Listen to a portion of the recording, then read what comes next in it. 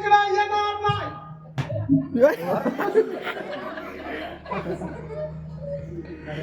पुण्याला जावं लागेल का पुणे येईल. इतक्या वेळा धैर्य होते. तसा देवाकडे जायची गरज नाही, तुम्ही स्वयंभू देव आहे. पण झोपलेत.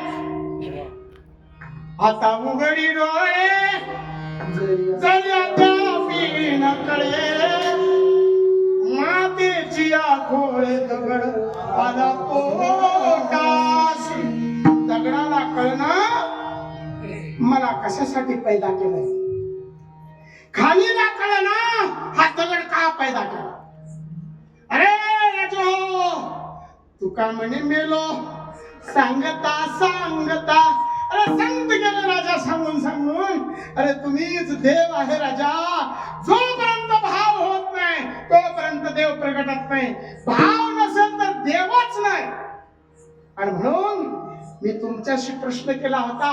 बहिणी बहिणी दोन्ही सवती झाल्या, घर भावाचं निघाल्या म्हणजे इडा आणि पिंगला त्या क्रियारत झाल्या. आणि क्रियारत होता दुखीचा संघर्ष झाला.